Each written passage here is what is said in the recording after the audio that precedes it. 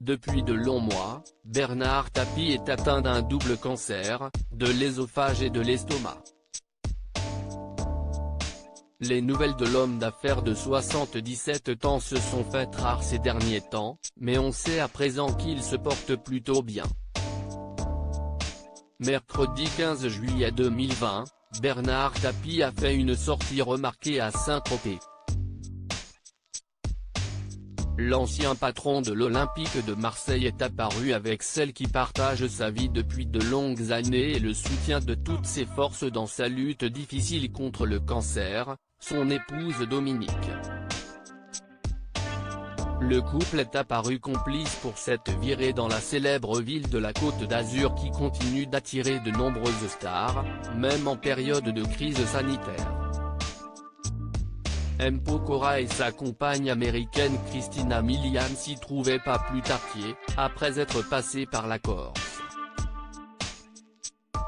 Pour cette journée en ville, Bernard Tapie était élégant, vêtu d'un pantalon bleu marine et d'une chemise bleu clair, un pull sur ses épaules.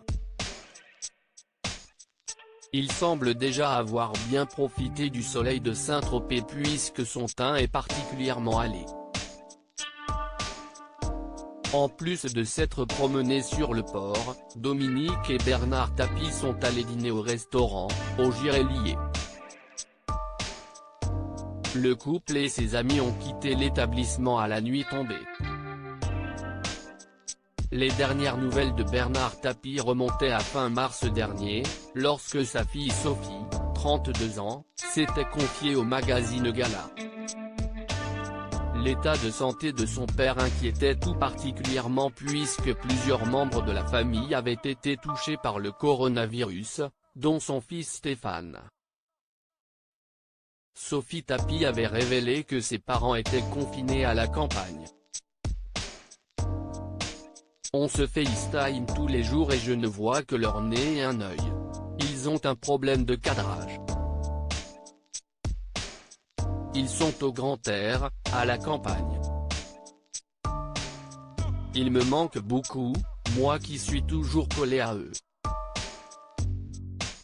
Mais on est une famille soudée, on ne se lâche pas et on ne lâche rien. Quant à l'état de santé de mon père, que vous dire sinon qu'il ne va ni mieux ni plus mal ?